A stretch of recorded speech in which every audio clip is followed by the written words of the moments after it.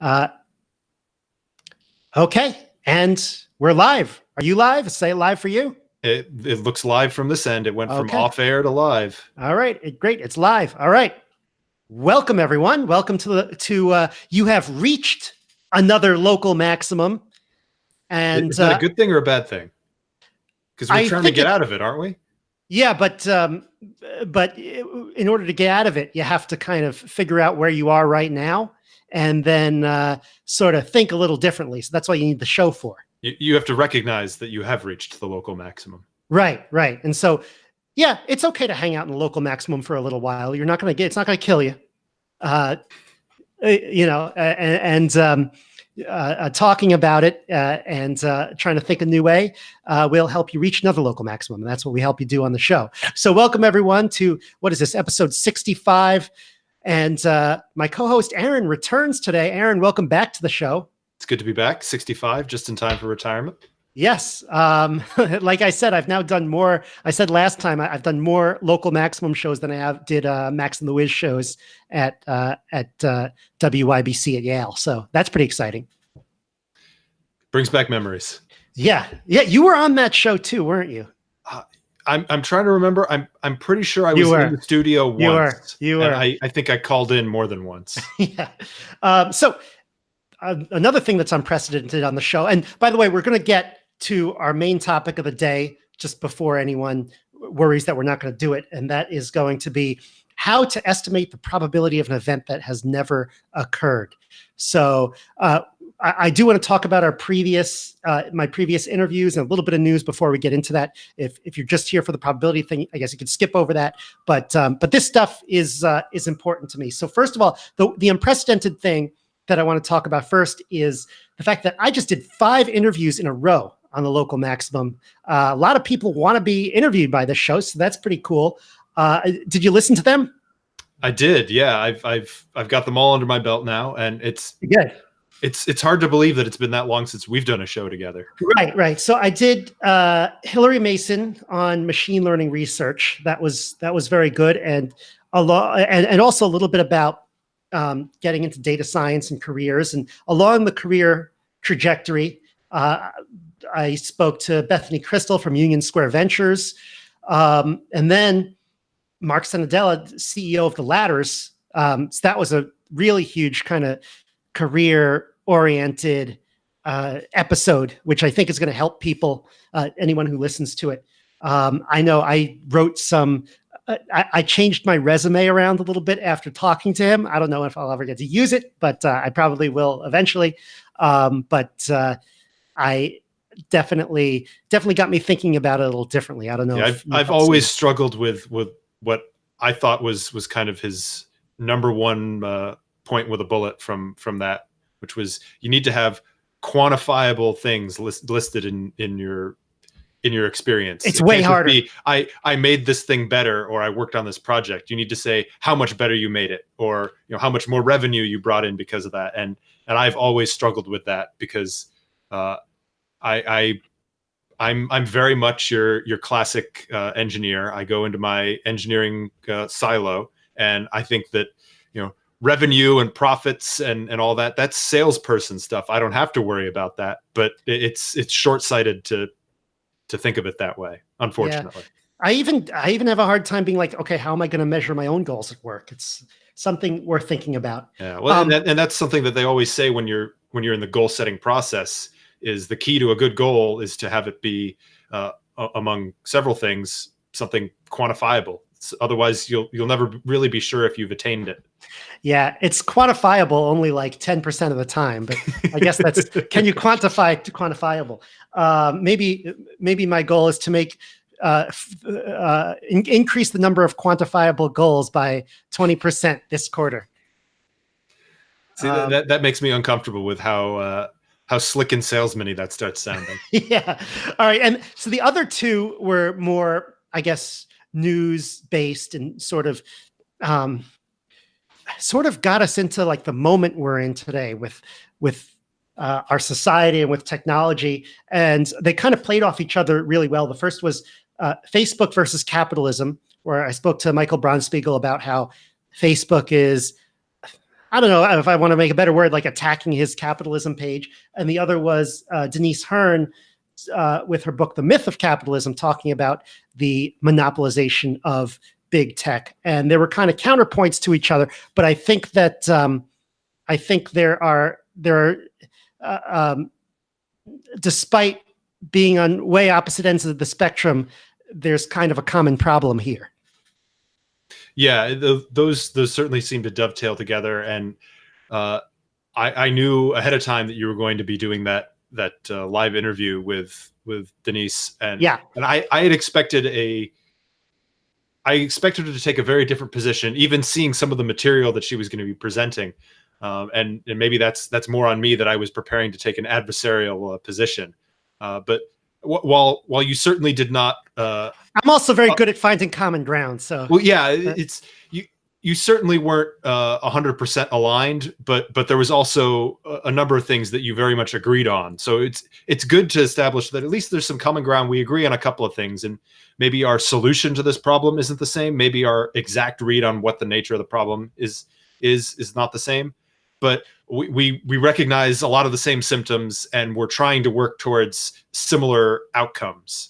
Right. Even if we don't agree on how to get there. Sometimes that's a good start. So not in this case, but in other cases, it's not a good start, because even, you hear this all the time. Well, those people understand the problem. They just don't know the solution yet, but their solution is terrible. So, there's not much you can do. But look, I do think the big narrative is, it seems like these big tech giants, these social content giants, are seemingly getting more and more powerful. And my prediction is that they're sort of backing themselves into a corner, and eventually they're going to be replaced by a new regime of content services, maybe more decentralized regime. I don't know exactly when that happens. We've examined that idea here in the program yet. I don't want to get today into too much on the solutions, but was it Tim Berners-Lee who was proposing some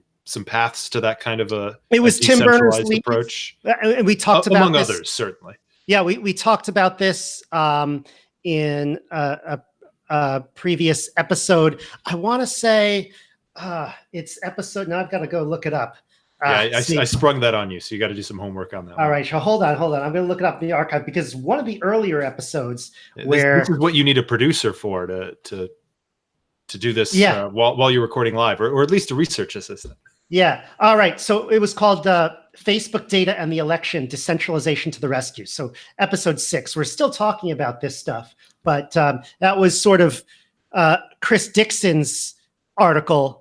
Who's a VC on how that's going to go. And there are a lot of people talking about this, and a lot of different ideas on how this is going to all unfold.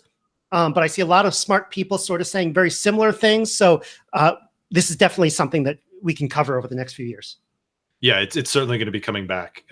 We talked about it in episode 6, and I would expect that many episodes since in then. Episode 106 we'll still be talking about it.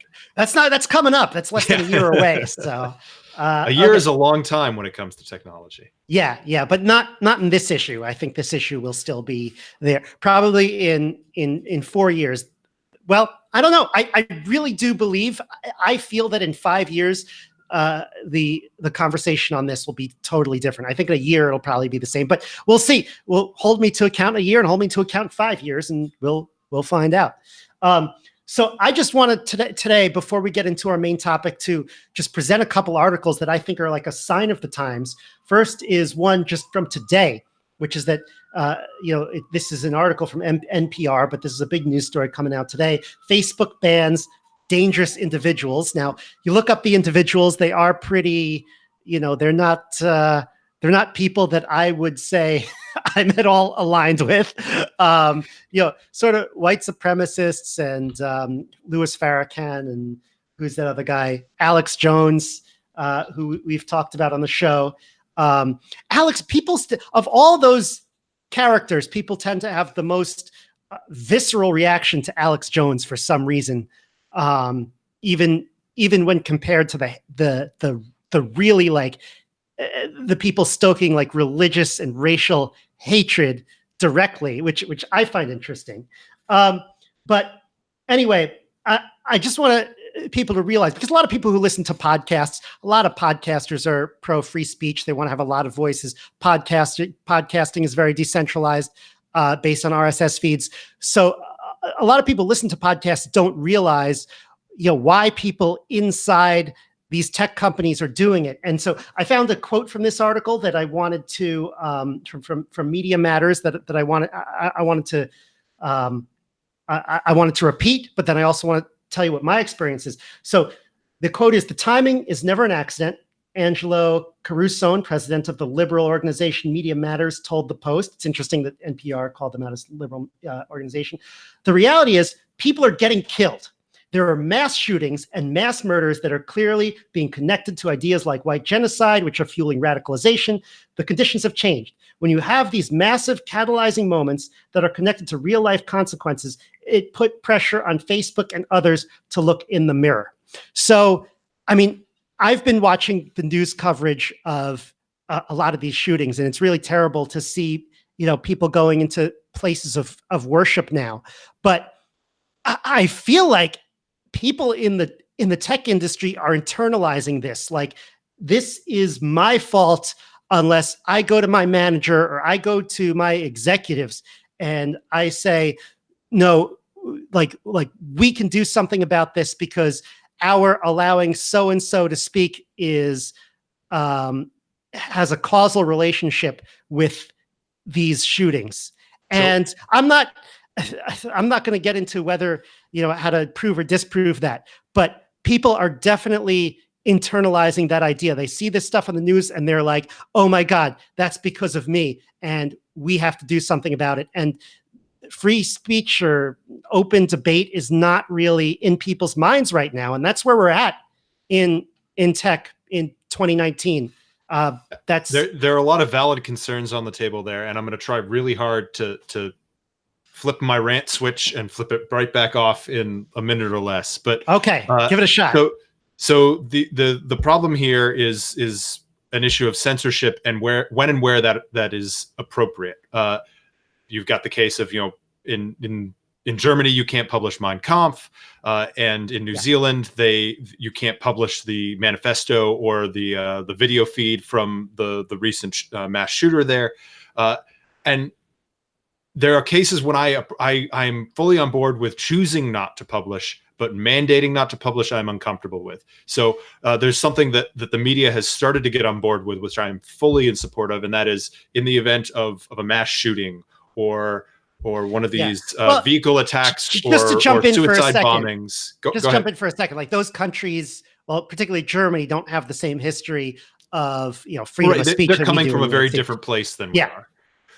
But there is a real concern for glorifying the perpetrator who may or may not be martyring themselves, and how that leads to copycats. And in the U.S., media has started to get on board with choosing, not being mandated, but voluntarily choosing not to publish the name of mass shooters and to not reveal certain details of the events because they feel that it will do more damage than good. And that I am okay with. I agree with that. However, Facebook or Google or these other services, they are not a media outlet who chooses what to publish. They are a platform. And so my take would be that they have unless we reassess, redetermine what who's a platform and who's a publisher, that it's not their place to tell us that we can't share this information on that platform. And that's when it becomes censorship as opposed to a journalism or media code of conduct. But Aaron, it's more than that. It's, look, it'd be one thing if they say don't publish the names of the shooters, don't publish their manifestos. I can get behind that, but I feel like they are taking certain people, and again, not the people that I would say are in my sphere of what I agree with or what I think is appropriate, but in saying, okay, the fact that these people are getting their ideas out, that's causing that's causing these other horrible things to happen. And even if there's no obvious connection. So yeah, I'm fundamentally a believer that good information will chase out bad. and that the truth will chase out lies eventually. And it may be a messy process, but if you try and force it by blocking the bad information, you drive it underground, and Well, it becomes more powerful. But not only that, it's we're not the one who's blocking this stuff. Essentially, we're giving that power to like actors like Facebook and now YouTube, Google. Well, which sure. we're on. And so apparently they've adopted a worldview that Yeah. is not that the truth will win out eventually, and that open debate and discussion is the way to get there. But- They've decided that either their audience or their platform is too weak to do that, and so they need to stack the deck in favor of what they believe to be the right outcome. Yeah, but what I wanted to say on that is that they are, what makes us think that anyone like giving some large, essentially, as we've been saying, monopolized group that power is going to end well. Like they're going to use it in the appropriate way. Oh, absolutely, it won't. Like, and how does this end? Because Anyone they who can thinks do this ends, that this has a happy ending, I just don't see how you can't think more than 2 steps ahead. Even if everybody in that role right now is well-intentioned and pure of heart, then that just means that they're setting up a mechanism that can easily be co-opted by somebody who is less so in the future. Oh yeah, and it will.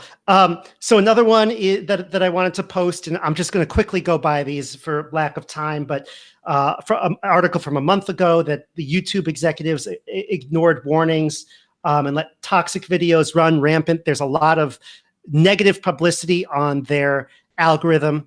Apparently the charge is that it leads people to more and more radical content. But again, the whole media narrative and the discussions that people are having inside these companies are not how do we have a free and open debate here. The discussion is, oh my God, we're causing horrible things to happen. It's all our fault. Or if you're a journalist, it's all your fault. And it's like, it's become a moral crusade to start. I said this at the end of episode 61 with Michael Braunspiegel of Capitalism. Like, everyone hates Facebook, but there's 2 groups. There's people who hate Facebook who are not because, they're like blocking you or whatever. But the dominant narrative is no, Facebook, I hate Facebook because they're not blocking enough. And so people sort of see, I hate Facebook, you hate Facebook, maybe we could be friends. But whoa, this is a case where you're taking things in totally different direction. Well, it's the Brexit problem all over again. They had a majority of people who supported Brexit, but they didn't realize until after the vote that they agreed on, yes, we want Brexit, but they vehemently disagreed on what type of Brexit they wanted.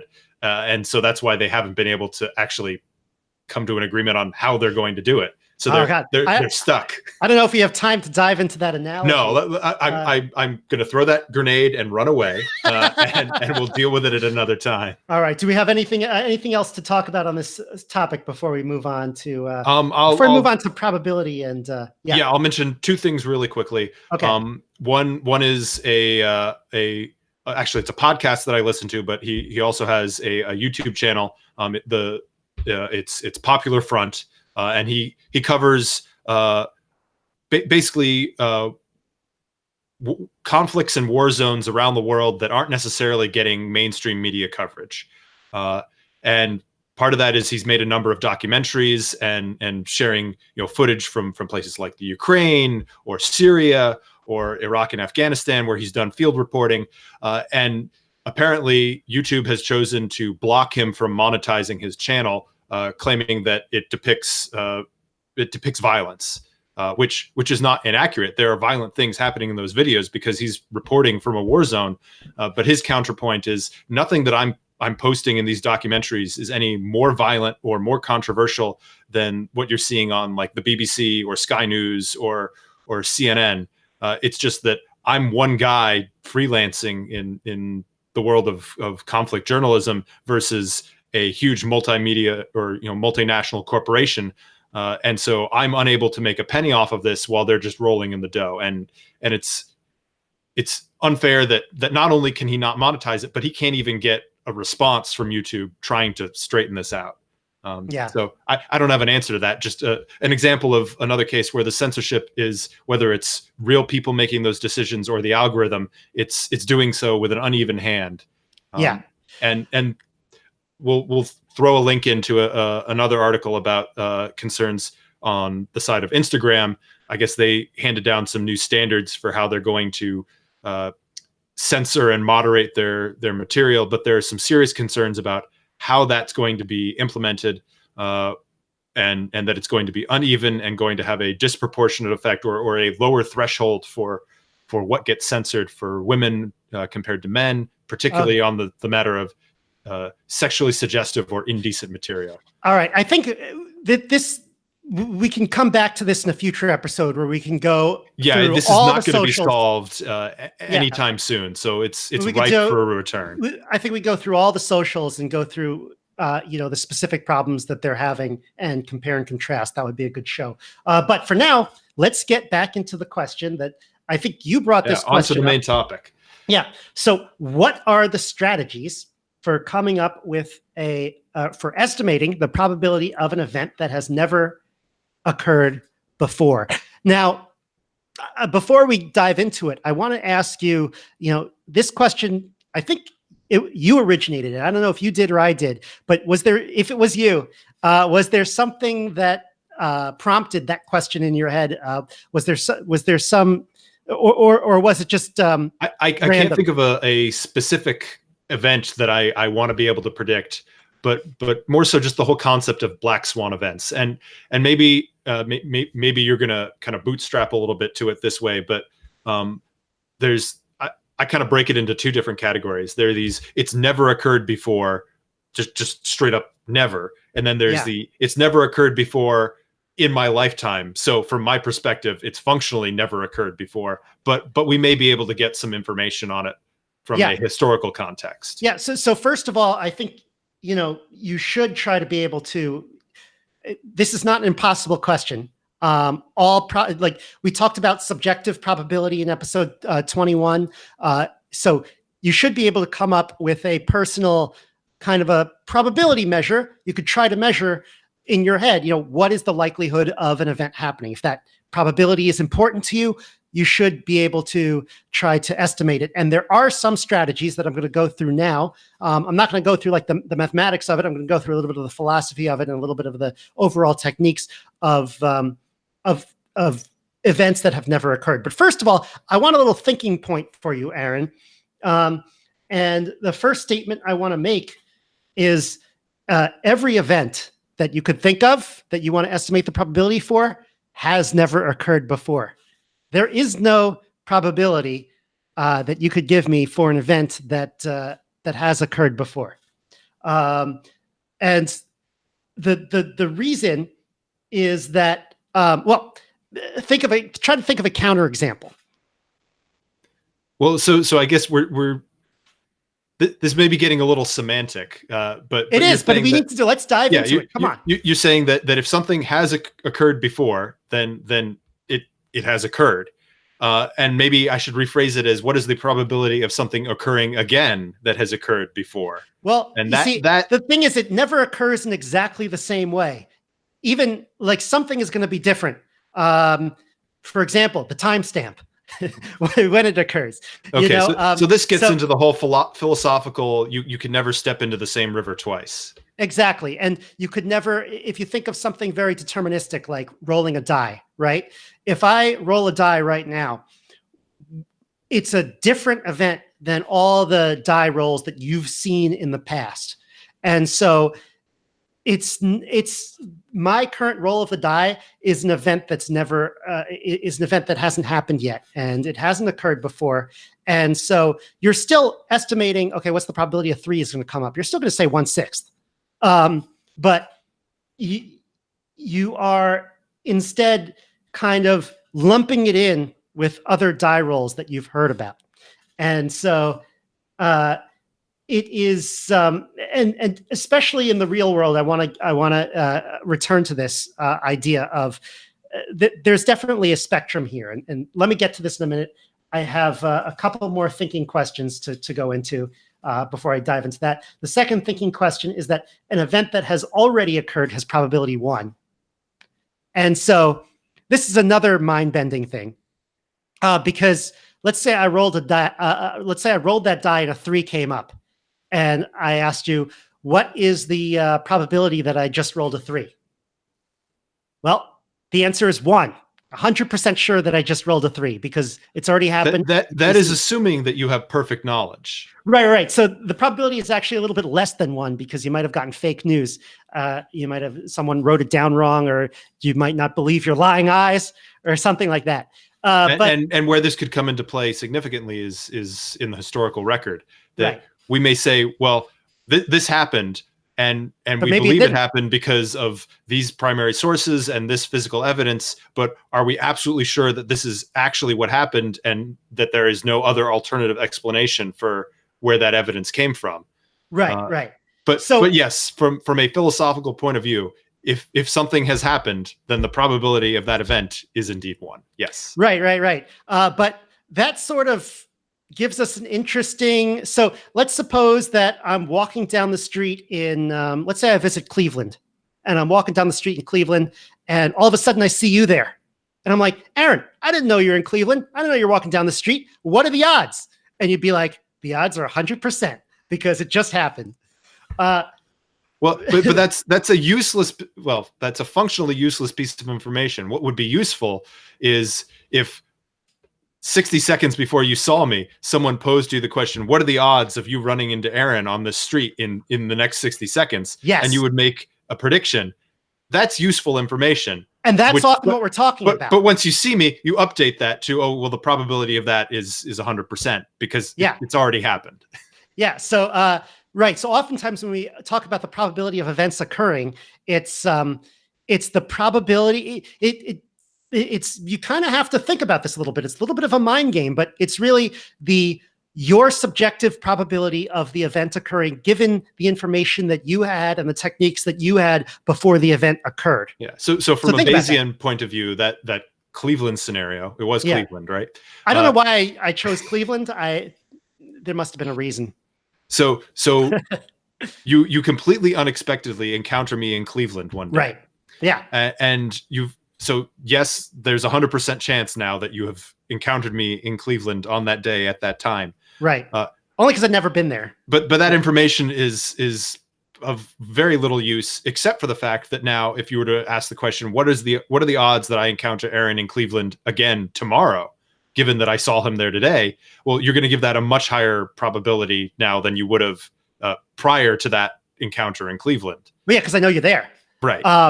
But also, so in that case, it's useful, but again, it's of questionable use in looking backwards in time. I guess Bayesian approach is a very limited use looking in that direction. No. What you kind of have to do is you kind of have to take yourself, when you go backward in time, you could do it, but you have to sort of take yourself back and you have to say, okay, what was the information that I had available at that time?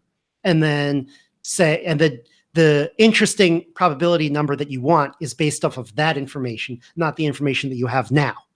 So, you could do what you want. If I say, oh, the chances are, I don't know, 1 in 10,000, then that makes sense of a number, but it's not my probability now. It was my probability then, if that makes any sense.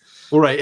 And certain events are of varying levels of independence. So in that example, you running into me on the street in Cleveland one day has a it's much more, the odds of you running into me in Cleveland the following day are much more dependent on that outcome than the odds of you rolling a 6 if you just rolled a 6. Unless we've got some strange quantum intertwining going on here. Let's say no. Those are completely independent. And so that information doesn't really transit through time in any meaningful fashion there. Yeah. So like I said, there's kind of a spectrum of events, and now the chance of a second meeting. Well, the second meeting has never occurred before either, even though the first meeting has never occurred before. Also, the second meeting has never occurred before. Like I said before, all events are events that has never occurred before. So when I break down this question, I actually think that I'm not saying that your question has no meaning. I'm just trying to figure out what the meaning is, because if we take it too literally, then it has no meaning. And so I want to figure out what the meaning of the question really is. So I kind of see it as a spectrum where, a dice roll or most casino games are on one end of the spectrum where the physical properties of the system. There are 6 sides, 2 sides of a coin, 52, how many rolls of the wheel, 52 cards, all that stuff. And so, and you can get at those probabilities 2 ways. You could either, choose, you could either roll the die many times and then sort of figure out the probability that way, or you just know the physical probabilities of the die and just say each side is approximately 1/6. But even though those events, each individual roll or whatever is an event that has never occurred before, that's not the event that you're talking about, because those kind of all get lumped into the same type of event. And so right. You can kind of work your way back from it in that, yes, right, we potentially live in a universe with infinite branching universes off of it. However, we're only interested in the particular question we're asking. So if the case is I'm going to roll a die, a 6-sided die, and and we want to know what the chance of a given number coming up on it is. Well, it's a unique occurrence if it rolls a 6, given every other variable that's currently evolving in the universe around it.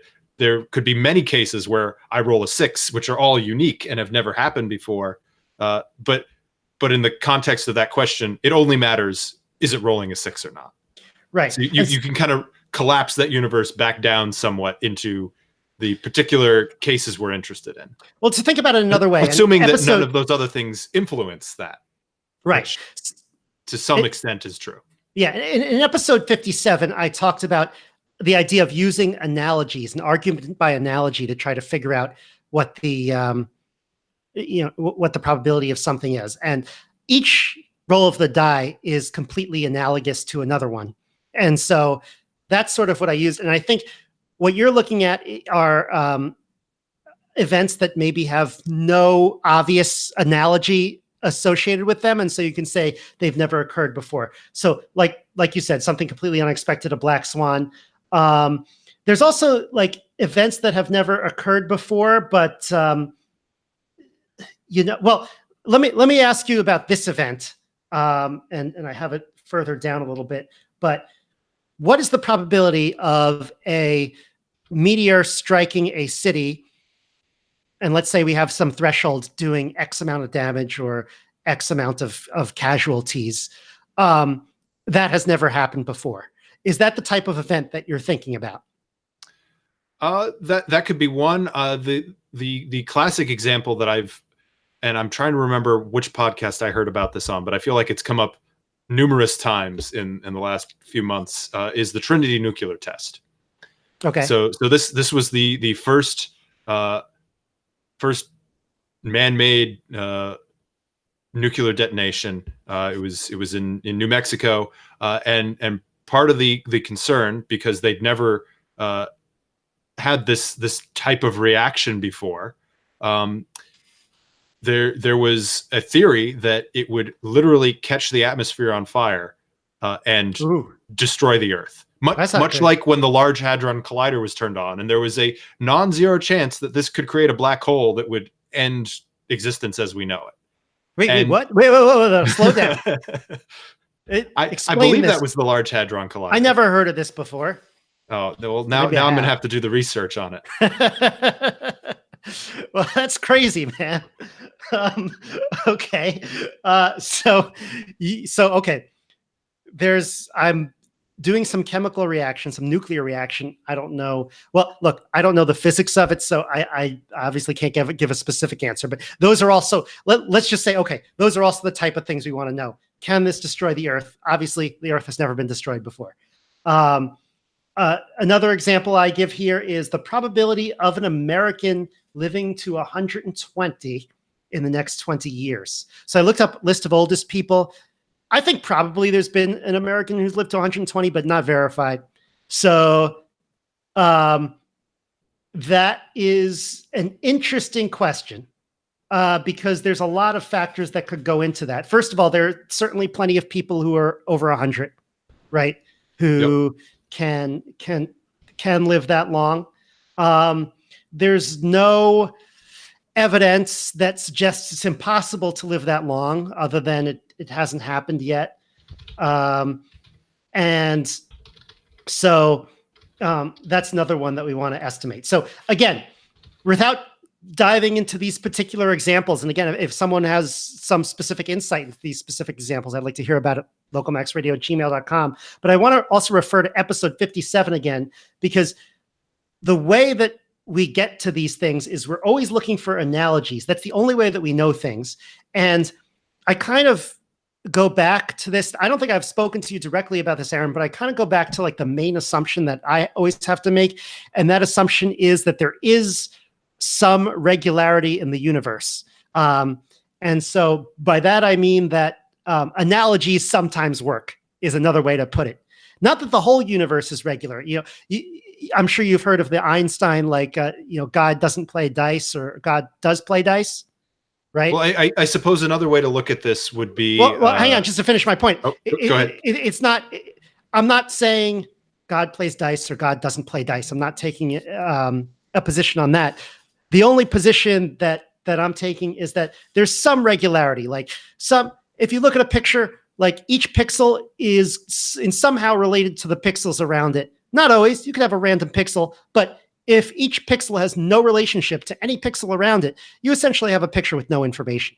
Yeah, you just have white noise. Right. And so a universe that's organized in any other way other than analogies sometimes work is no universe at all. It's a universe of no information. And therefore, I think I could safely make that assumption. And so that's sort of the foundation of kind of my philosophical outlook right now. And then I could say, okay, analogies sometimes work. Then we could start talking about which analogies work, which analogies don't work. And that's where you can get into trouble. Yeah, but, go ahead. It's just an extrapolation of the laws of thermodynamics that entropy is a fact of the universe, and it's moving in one direction. And while in a certain zone, you may be able to push it in the opposite direction, you can't push the universe as a whole in the opposite direction. That everything is always moving towards entropy. And I think sure. I think that by extension means that yes, there has to be some sort of regularity in the universe, and the corollary that otherwise we can't have a conversation. That this regularity, if you draw a box around something within that universe, there's no guarantee that the regularity holds within that. Yeah, but the system as a whole will. Right. So you have to have some. So yeah, like I said, if you're talking about a picture, right? Not every pixel on the picture is going to make sense or going to have some formula for it. But you could say, hey, is a pixel more likely to be the same color as a pixel next to it? I would say yes. Like just looking at my face here on the YouTube video, like if I have the blue pixel on my shirt, well, it's actually a blob of blue. So, there are, there are pixels there that are the same. That's how image recognition works. And so, the words we use, the text we use, they're not random. An example we've talked about in a previous context, the idea of like 100-year storm. Right. You could have 200-year storms in a 100-year period. Hell, you could have 200-year storms in a 10-year period, and that doesn't break the rules.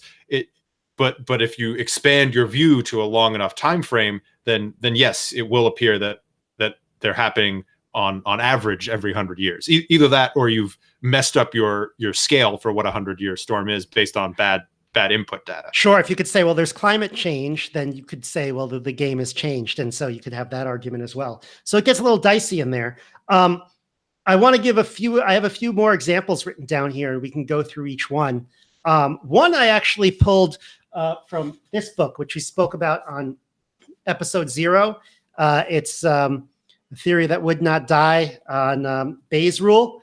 And I actually went into, there's a chapter in here about, after World War II, the academia was very frequentist. Bayes' rule wasn't really used.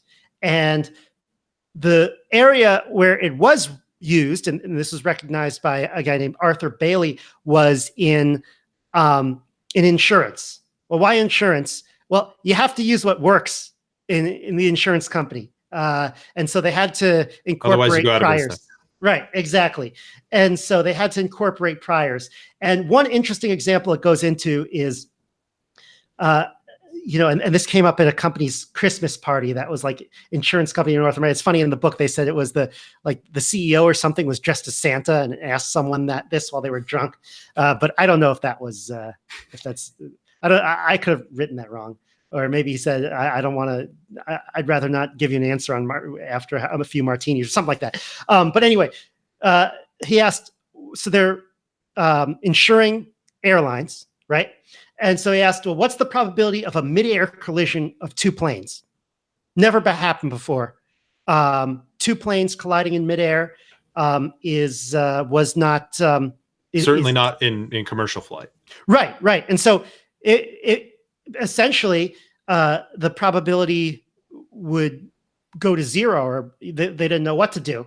But this statistician, Longley Cook was his last name, he was looking at the problem, and he decided, no, the probability is actually non-zero, and therefore we're not charging enough for this type of insurance.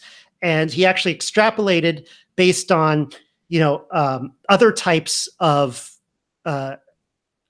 other types of safety malfunctions, and also the projected increase in plane traffic over the next 10 years of how often this type of thing could occur. And he guessed that there would be 0 to 4 such collisions in the next 10 years, and to raise their rate. And yeah, the first such collision actually occurred in New York City 2 years after he made that projection. That I assume that the insurance company acted on that, so it probably saved their bottom line. But so thinking about this from an insurance point of view, brings back to mind another never happened before black swan event that is worth looking at the odds of, and that's, what are the odds of me dying? And not yes, I realize that, well, barring the singularity, the odds of that are 100%. I will eventually, but speak for yourself, Aaron. Speak for yourself. The question of when will I die, and it's not that people haven't died before, or people with very similar traits to myself, but I as an individual have not died before, as evidenced by the fact that I'm talking to you now. So that is an unprecedented event that would be valuable for me to know when that is going to happen, or what the odds of that happening at certain intervals are. And, Aaron, and that gets exactly very much into actuarial about. Science. Yeah. Yeah. And this is exactly what I'm talking about. Like, you are saying, well, this is an event that has never occurred, but because I have this analogy to all these other people, I'm actually can make a prediction on that. Now, I think you mentioned the singularity. That's an interesting monkey wrench that can be thrown into the, I suppose that is another thing that has never happened before. Exactly. But so that's really at the core of all this futurism and prediction is, right. Well, how do you assess things that haven't happened before? Hold on. I don't think people for a know certain degree of haven't happened before. Exactly. And that's the idea behind a local maximum. You don't get out of a local maximum. So a local maximum, like we're saying, is when you are here, the local maximum, when you're on this hill and you want to get to that hill, walking in the same direction that you were before, you're kind of stuck in your same mindset. And just by making analogies to the same things that you did before are not going to get you to the higher plane of understanding. Yeah, you have to go downhill or change gears or whatever metaphor you want to use for coming off of that peak. Yep. All right. So let me give you another example of something that I've run into of something that's never happened before, but you could still kind of you could still get a good estimate for the probability. And I don't know if you've played a lot of these old video games where you play where you can you have different levels, and then when you die, you have to go back to the beginning. A lot of kind of the old arcade type games. And so, have you ever tried, Aaron, to beat like 2 levels of the video game, and you either save your win on level 1, or whenever you like lose a life or whatever on level 1, you're like, I'm going to start over and have a perfect level 1 before even going to level 2. And then, so you've never actually played level 2 directly. You've either saved it or you just kept playing level 1 until you won. And so you've beaten both levels individually, but then I say, okay, I'm going to have you play one time. What's your what's the probability that you can win this game as a whole? By the way, the thing I'm picturing in my mind, there are a few things I'm picturing in my mind. I'm picturing kind of a simpler one maybe for this one. Let's think of I don't know if you didn't have a Nintendo growing up, did you? I did not, but okay. But so Mike Tyson's Punch Out, when like, okay, if I beat Glass Joe and then I beat Von Kaiser, those are actually 2 easiest ones, but usually you're further along in the game when you have if I could beat this boxer and then this boxer, but I saved my game, so I never actually beat both of them I never actually beat both of them in sequence. I've only beat them individually because I saved my game. Another one I'm thinking of, the NES Ninja Turtles. Oh, that was so hard. I had to like the last level. I don't think I played the NES one, but I know I played an arcade version. NES you can't save. Punch Out you could save because they had the codes. The Ninja Turtles, I could only beat that when later on I had an emulator that I was able to save it on a PC. But that game, that last level is impossible. I had to basically do it little bits at a time and then save every single, and then like some of them I try 100 times. Okay, I got like 3 yards further. All right. But anyway, so let's suppose you're playing Punch Out and you got 2 boxers that you beat one after another. And so what are some assumptions that you could make to try to estimate, okay, what's the probability that I could beat both of these boxers in one go? And so one assumption you might make is that a win on each level is independent. Hey, I beat this boxer 10% of the time. I beat this other one 5% of the time. So, therefore it's going to be, what does that come out to? You multiply those together and now, okay, I have a 0.5% chance of winning. Odds are not good. Odds are not good in your favor. No. Okay, then you ask the question, is a win on each level? So you could do that. But then you realize that's not the whole story. And I think we could do better. So one is that I'm basing this probability on all my past games, right? I've learned.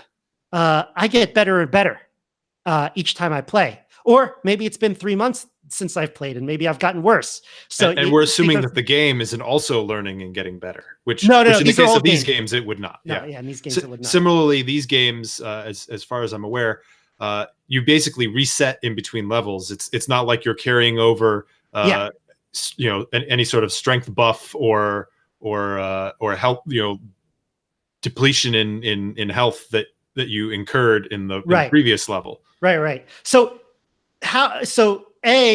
you could take into account that maybe my stats from before I've played this one time are off, either from me learning or from time passing and me not learning, losing it. Yeah, well, you've talked about that in the context of Foursquare before, that you have a database of ratings going back to the beginning, the first time that venue was rated. But maybe they've changed their menu, or they have a new chef, or it's under new management, and so you want to de-weight some of the early ratings, perhaps more in favor of recent ones.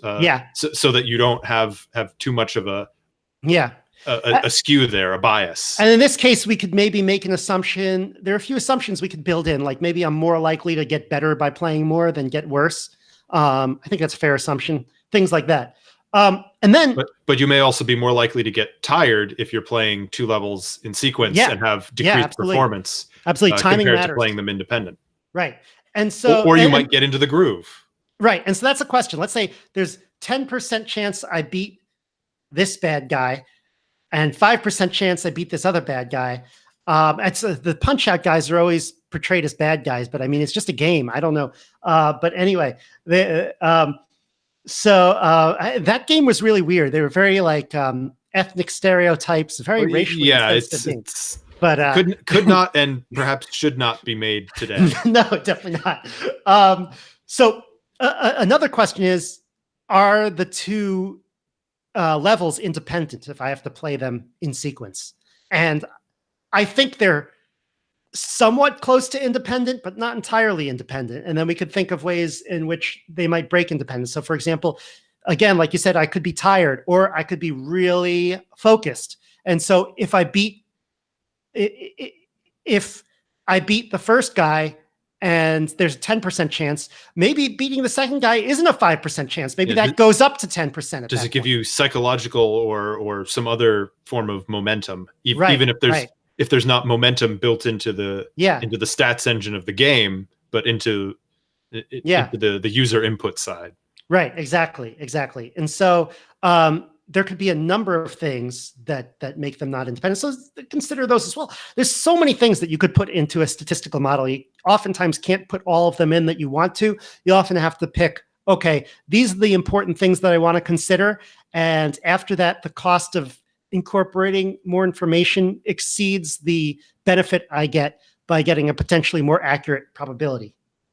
Okay, so what do we learn from that example? I think one is you can break the event down into several sub-events, maybe A and B. They have never occurred together, but maybe they have both occurred independently. And at least there's some semblance of independence. Or if they're not independent, you could sort of imagine how they're not independent. You could have some working hypotheses on how they're not independent. So again, coming back to the meteorite striking a city, we have records going way back when and where meteorites strike the Earth and how destructive they are. And we know where cities are and what percentage of the world they cover today.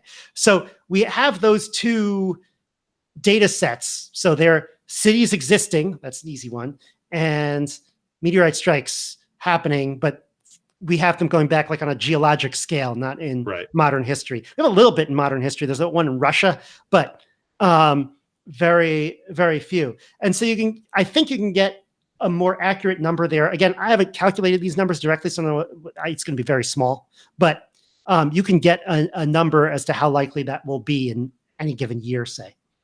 And another extreme example that I wanted to mention was Gelman's paper. Gelman is a statistician at Columbia. He publishes a lot of statistical conversations now come back to a lot of Gelman's work because he publishes so much stuff and so many like books and stuff. So you often hear that name. But one of his papers, is the same Gelman of the Gelman amnesia effect fame. I don't know. I want to say it's not, because I feel like that was the work of two different people. There was a Gel and a man, not one guy named Gelman. No, yeah. No, this is Andrew Gelman. And yeah, I've read some of his books and some of his papers, but the reason why I found this was it was a paper entitled, estimate the probability of an event that has never occurred. But the specific event he was talking about was, what's the probability of your vote affecting the outcome of an election? And I think in that particular election he was looking at was like 1 out of 10 million or something like that. It might have been the presidential election. I'm not sure. But it is interesting because you can break down the probability for each individual voter, maybe. And so that gives you a big probability distribution of how all the other voters are going to act. So how many non-voters are there? What's the probability of 1 non-voter, 2 non-voters, 3 non-voters? Or what's the probability of having 5 voters or 6 voters or 7 voters in the election? I assume there's a probability that no one shows up for any given election. I believe that's actually happened in very small, like special elections before, where no one showed up. not even the candidates in like very small towns where, but in the presidential election, the probability on that is probably pretty low. It basically means that the world has ended probably, but it is probably around the probability of that. Okay. There's probability of how many. Am I So you have to oversimplifying to say that, Yeah. that this is really an analysis of there can only be one deciding vote, and so it's really a question Yeah. of There has to be an even number how of many voters. people are going to show up to vote. Yeah. Well, I guess you also have prior knowledge of how you're going to choose to vote, and if you're which side of that divide you might fall on. Although I guess it really doesn't matter which way you're choosing to vote if it's tied 50-50 and then you step into the booth, because that's the only scenario where your vote would make a difference. Right.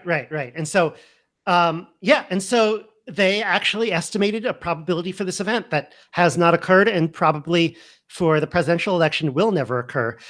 Essentially, well, I don't know what they do if the vote is literally tied. So, but I assume it was based on the fact that recount until it isn't. Right. So your state is, well, that's another thing that they didn't take into account with the fuzziness of our counting. But let's assume that it's the probability that your state is tied and your state decides the electoral college winner. And there's a non-zero probability of that. And that's an event that's never occurred and almost certainly will never occur in our lifetime. Or probably will never occur ever, I'm thinking. Yeah, it certainly puts into perspective the good odds of participating in a lottery. Yeah, it came pretty damn close with Florida in 2000, though. Well, and you could say that vote, that election was decided by single vote, except it was the vote of one particular Supreme Court justice. Yeah. But that's a little bit different because going in, there are only 9 of them. So there are a relatively common, or it's relatively common, at least in the modern era, to have 4 or 5 decisions. Sure. Yeah, and any small and there could election. be a debate about who is actually the swing vote, who is that 5th vote, whether it's because of their how they swing ideologically, or who announces last. I don't even know how they decide that. I can't. Well, they all sign on to opinions to opinions. So there's no blind ballot. So I can't imagine that they also go. They must in turn, whether it's in order of certainty or in order of seniority or something, go around and announce how they're choosing to take their position. Yeah, I think they talk to each other. On 3, everybody either put your hand up or hold it down. Yeah, no, I don't think so. They work with each other for a long time, so they kind of have a system going, I suppose. Okay. So another couple of examples that look similar, but they're actually very different. So one is the example that Nassim Taleb always gives in his writing, and that's like the well-being of the turkey. So assume that you are a Thanksgiving turkey, and you don't know when Thanksgiving is, and you don't know how long a year is. And so as the year goes on, your well-being gets better and better and better, but you can't really extrapolate that because at one day, the game's over. Your Thanksgiving dinner, and right. This goes almost directly counter to the principle you were talking about in the context of predictions, that if something has gone on for X period of time, it is likely to go on for an additional X period of time. Not quite. Because let's say you're the turkey, but you don't know how long a year is, and so you're like, at first you're like, oh crap, maybe a year is 30 days, and then 30 days goes by, and you go, I guess a year is longer than 30 days. But your best bet wouldn't immediately be like, oh, it's probably 35. You might actually extend that. Oh, in fact, your best bet is to think that a year is double of the amount that you've already lived, to assume that you're about halfway through it. So yes, your expected lifespan grows, but it grows slowly. It grows linearly. And then eventually, but you know that the gig is up eventually. So that's how fast it grows. Now, another example is, when will I get a response to this email?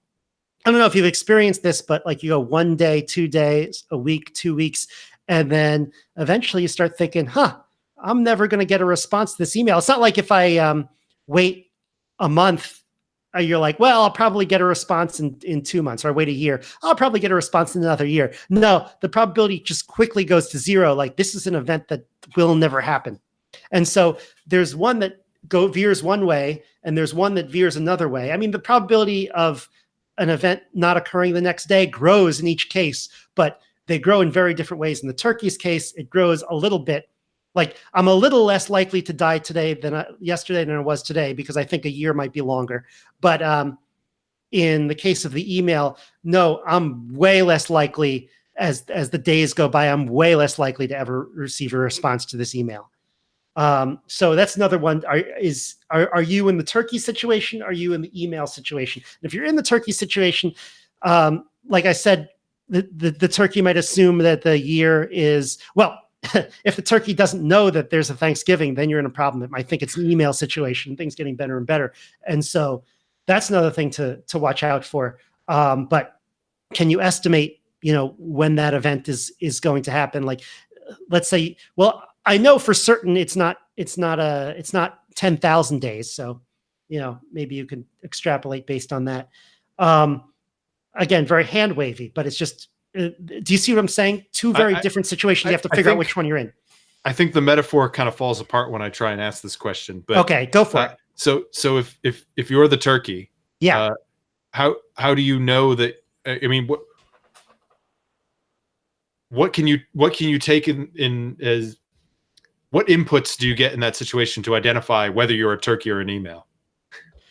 Right, exactly, and it depends on the situation. Because in the email case, I have sent and received emails before, so I can make a pretty good assessment there. But if I'm the turkey, I haven't lived and died before, so I don't know if I'm a turkey. Aaron, you answered your question earlier in the show when you talked about actuarial tables. So there you go. It's not a satisfying answer, though. No. Okay, so to wrap up, I want to come way back to episode 1, if you remember that, where we tackled a very similar issue, and that was, when there was a Hawaii missile scare and there was an accidental alarm going off that there is a nuclear missile incoming to the area. Well, we asked, well, what is your prior probability of that happening?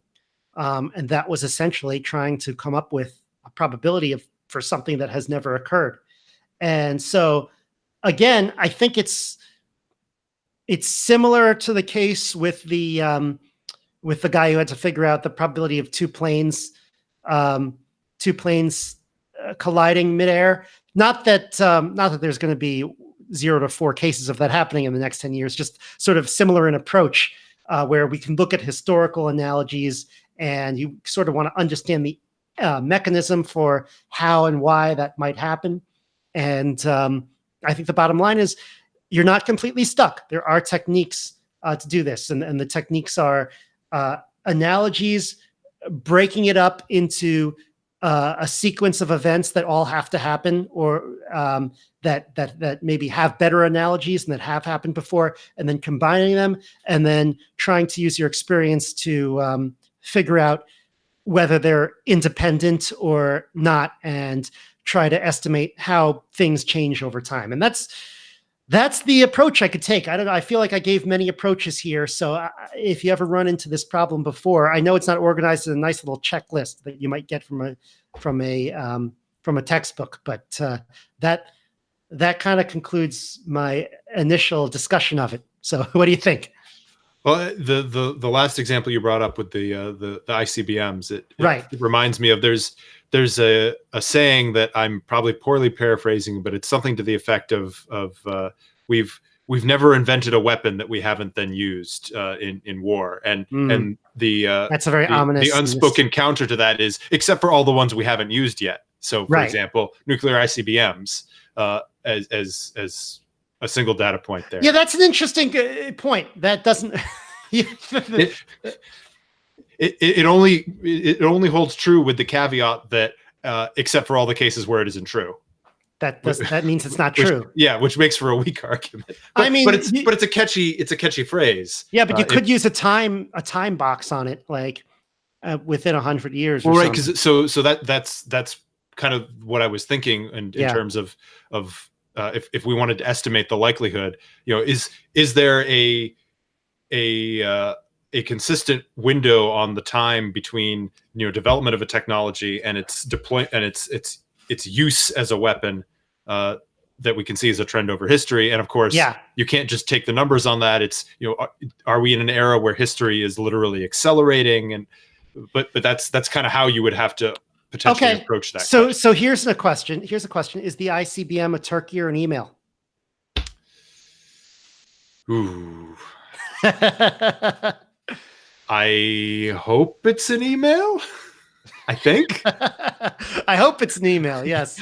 Then that bodes well. But yeah, I mean the Cold War, the mutually assured destruction, has so far proven to be an email that has never gotten a response. It could be an email in the short to medium term, but turkey in the long term. Yeah. Mm. All right. Well, hopefully we'll not live to see that long term. All right. Any other last thoughts before we talk about what we're heading into the next few weeks? I don't know. We hit a real dark note there, so maybe it's not on brand for us, but perhaps that's a good place to go out. Okay. Next week, it looks like I might be talking to Dennis Crowley again at Foursquare. So that'll be fun. I'll talk about some of the new location-based technologies that they're coming out with, and maybe talk to him about his labs project. So that could be fun. Yeah, it'll be interesting to see your take on it as now a Foursquare outsider. Right. Outsider coming into their office. I even asked him, like, "Hey, this is the conference room that I like to record in. So can you get this conference room?" And Are they going to have to like give you a visitor badge when you come in, or? No, it's too small of an office for that. Like the people at the front desk know me. Well, you see, I'm showing my my biases. I'm used to working in a government and military context where not only do I need a visitor badge, but I need an escort everywhere I go. Yeah. So I had a few few topics I want to discuss. Obviously, come back to the tech news. A few more of these probability and statistics ones. Man, this is interesting. I think this is going to get a good response and a lot of follow-up questions to go over. I like talking about this. My only wish would be that, and because it's a complicated issue, it's tough to do this, but to have, like you were saying, like a checklist, or a proceed from steps 1 through 6, and you will have successfully estimated the odds of this never before event. No, that's if we're writing an article, we should come up with one of them. But I actually feel like someone could actually listen to this podcast episode and come up with that article. So that might work. We're gonna put that on the whiteboard for Local Maximum, the book, and when that goes to print, that'll be a chapter. Yeah. I'm serious. When I have some time off. All right. Great. Show notes at localmaxradio.com/65. Have a great week, everyone. All right. See you later, Aaron. I'm going to press stop the broadcast. Okay.